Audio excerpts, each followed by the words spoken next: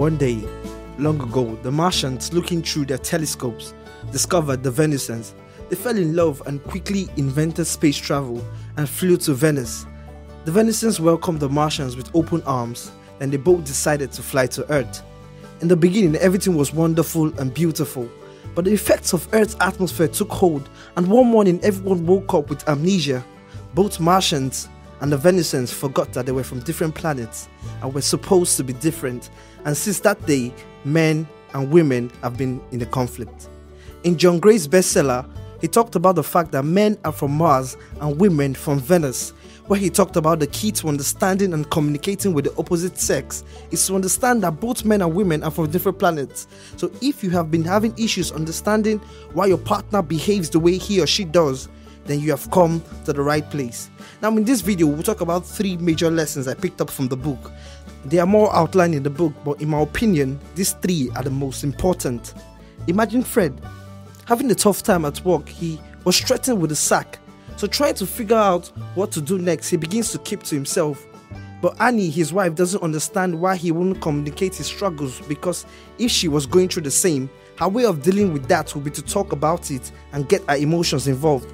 A man feels better when he gets a solution to his problem, but a woman feels better when she gets someone to listen to her, talk about her problems before finding solutions.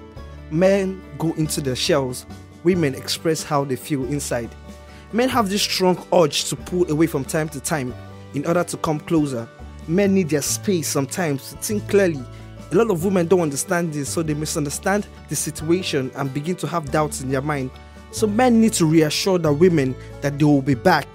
A woman's self-esteem rises and falls like a wave.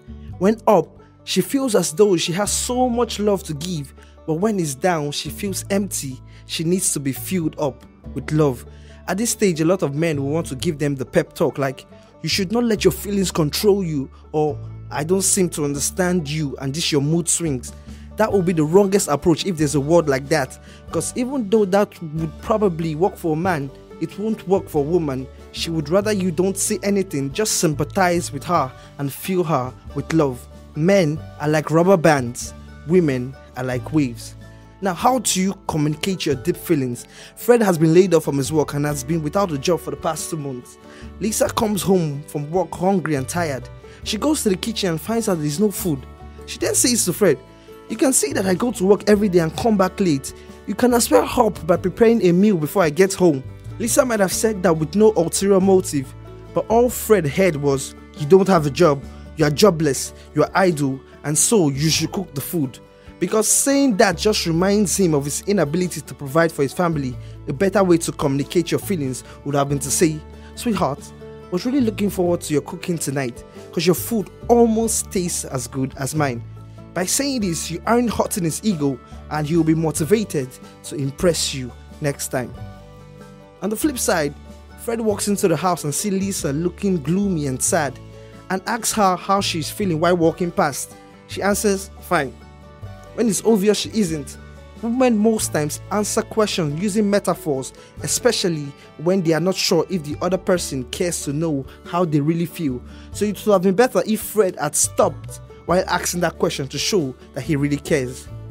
Scoring points with the opposite sex.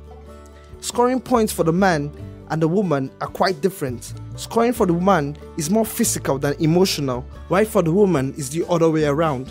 You can tell a man how good his style looks, how handsome he looks, how inspiring he is, and all you get is 1 point for each. But if you give him a gift, like a new shoe, or give him a practical solution to his problems, you probably score 20 points for each. But for a woman, you can buy her a gift, or new clothes, or even a car, and you get 1 point each. But you can tell her how beautiful she looks when she does that particular hairstyle, or always giving her a listening ear anytime she wants to talk, which is, by the way, almost every time. And you score 20 points each.